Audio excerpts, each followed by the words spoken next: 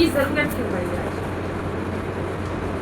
तो ये कार्यशाला इसलिए रखा गया क्योंकि अभी पूरे देश में आप देख रहे होंगे मीडिया एक बहुत बड़ी ताकत है और इस समय युवाओं की भी बहुत बड़ी ताकत है और सब लोग बाहर अखबार पढ़ने या कहीं जाके अब नहीं करते, अपने मोबाइल में ही देखते हैं या घर में जो पेपर आता है उसमें देखते हैं। तो हमारे लिए ये एक बहुत बड़ी ताकत है और इस ताकत का कोई भी दुरुपयोग ना हो, इसको ध्यान में रख के हम लोगों ने आज ये कार्यशाला रखी है कि मीडिया का भाषा कैसे समावेशी हो क्वेयर ट्रांस समुदाय के लिए। जैसे कि मैं बताना चाहूँगा जो है कि जब मैं जेंडर के इशू पे काम कर रहा था शुरुआती दौर में, तो एक बहुत ही रिपोर्टिंग आती थी कि 2 बच्चों की माँ प्रेमी संग फुर। तो मतलब कि 2 बच्चों की माँ किसी घर चली गई अपनी मर्जी से, उसकी रिपोर्टिंग प्रॉपर ना होकर जो है तो ये हाईलाइट किया है कि वो जो लड़की गई है, महिला गई है, 2 बच्चों की माँ थी। एक प्रेमी के बारे में कोई जानकारी थी कि वो शादीशुदा है, उसके कितने बच्चे हैं, और तीसरा शब्द था फुर रखना। इसका क्या मतलब होता है ना। तो हम लोगों ने काफ़ी इस तरह से मीडिया के साथ काम किया और आज अब वो उस लैंग्वेज नहीं सुनते हैं। तो उसी प्रकार से हम जब ट्रांसजेंडर्स की बात करते हैं, यूए कम्युनिटी के लोगों की बात करते हैं, इनके बारे में जो मीडिया रिपोर्टिंग होती है उसमें इस तरह की शब्दावलियों का प्रयोग किया जाता है जो कि ऑफेंसिव होता है, तो उसमें समुदाय को बदनाम करने वाला होता है। तो हमें लगता है कि अगर मीडिया साथ में लगातार हम भाषा को लेकर, समावेशीता को लेकर इस तरह से वर्कशॉप करते जाएंगे तो मीडिया के लोग न सिर्फ विषय पर जानकारी प्राप्त करेंगे, ज्ञान प्राप्त करेंगे, बल्कि भाषा के प्रति संवेदनशील होंगे और कि बाजारू भाषा का प्रयोग तो नहीं करेंगे। हम लोग साहित्यिक न करें तो हम हिंदी की शुद्ध भाषा का प्रयोग कर सकते हैं, इंग्लिश की शुद्ध भाषा का प्रयोग कर सकते हैं। तो जो बाजारू भाषा होती है कि जो हम चाय दुकानों पर, सड़क पर चटकारे लेकर एक दूसरे से बात करते हैं, सुनते हैं, तो उसकी बजाय हम जो भाषा को संवेदनशील बनाएं तो इससे मीडिया की रिपोर्टिंग बेहतर होगी और हिंदी भाषा की जो मीडिया है उसका जो स्थान है वो भी आगे बढ़ेगा, प्रतिष्ठित होगा।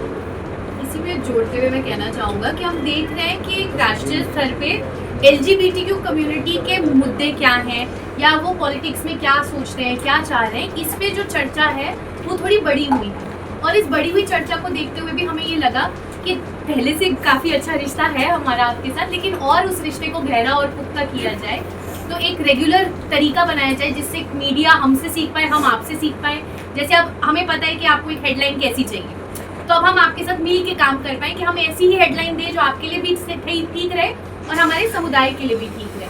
तो ये एक और मुद्दा था जिसके कारण से हमने ये कार्यशाला आज आयोजित करी। जहाँ तक बात की जाए कि जो एजुकेटेड हैं उनको जो समाज में जहाँ तक वो जाना चाहते हैं नहीं जा पाते, क्या सरकार इसके लिए क्या कर रही है या आप लोगों ने कुछ इसके लिए सरकार कुछ प्रस्ताव करें? जितने भी विभिन्न लैंगिकता के लोग हैं या विभिन्न यौनिकता के लोग हैं उनके लिए अभी हमारी जानकारी में तो सरकार ने कोई ऐसा कानून या नियम लाए नहीं है। अगर आपको याद हो तो कुछ 10 साल पहले की ही बात है कि विभिन्न यौनिकता का होना गैर कानूनी हुआ करता। हम चाहते हैं कि ऐसे कानून आए जिससे हमारे साथ गैर बराबरी जो होती है वो ना होए, उस पर किसी प्रकार का दंड हो, कुछ स्कॉलरशिप्स हो सरकार के द्वारा, कुछ हेल्थ इंश्योरेंस हो। काफ़ी ऐसी छोटी छोटी चीज़ें हैं जो शायद समुदाय चाहता है, लेकिन अभी वो बातचीत सरकार के साथ जारी है। आई डोंट थिंक हम ऐसी जगह पे पहुंचे हैं जहाँ पे विभिन्न लैंगिकता वाले लोगों को किसी भी प्रकार का अधिकार मिला। इस पर लगातार मीडिया द्वारा ही बात करेंगे कि आप ही लोगों की बहुत ज़्यादा आवश्यकता है। जितना यदि आप एडवोकेसी करेंगे, इसकी वकालत करेंगे, उतना यदि कि मुद्दा सरकार तक पहुँचेगा। तो मुझे लगता है कि मीडिया की तो भूमिका बहुत बड़ी इसमें है कि चाहे वो गे हो, चाहे लेस्बियन हो, चाहे दूसरे आइडेंटिटीज़ के लोग हैं, इनके जो रोजगार के मुद्दे हैं, इनके जो शिक्षा के मुद्दे हैं, स्वास्थ्य के मुद्दे हैं, इसको मीडिया द्वारा लगातार उजागर किया जाए ताकि सरकार तक इसकी खबर पहुँचे, सरकार इस पर सोचे, हमारे जो पार्लियामेंटेरियंस हैं वो उस पर सोचे, विचार करें और एक सुगम रास्ता निकालें।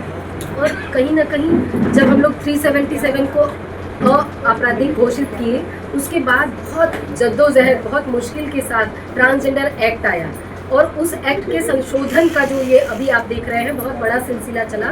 तो एक तो ये है कि ये संशोधन कहीं ना कहीं हम सब लोगों के लिए बहुत खतरनाक साबित है, जो पूरा का पूरा हमारी पूरी अस्मिता को समाप्त करने की बात कर रहा है। उसका अभी केस चल रहा है लगातार। लेकिन एक ये भी है कि इस कानून के संशोधन में जब हम सब लोगों का जो संगठन है, क्वेयर ट्रांस लोगों का संगठन है, उसको एकजुट होने का एक मौका भी मिला है और कहीं ना कहीं हम लोग कोशिश कर रहे हैं, मतलब हम बहुत पीछे जा चुके हैं। कहा जाए कि 10 साल पीछे, जितना आगे बढ़े थे उतने पीछे चले गए इस कानून के संशोधन से। लेकिन फिर भी हमारी लड़ाई बहुत आगे जाएगी और हमको लगता है कि अच्छा ही जाएगा। इसके साथ साथ हम आज ये वर्कशॉप, जो पहला सवाल था कि मीडिया का कभी हम दोष नहीं देते, क्योंकि हम कई बार ऐसा आता है कि हमारे मीडिया साथियों को भी इस बारे में कभी मौका ही नहीं दिया गया कि उनको जानकारी हो। तो हमको कई बार देखने को मिला, दिल्ली, बम्बई, कलकत्ता, कई जगह ऐसे जहाँ पे मीडिया वालों को बहुत झड़क दिया जाता है या इस तरीके से पेश किया जाता है कि वो एकदम खलनायक है।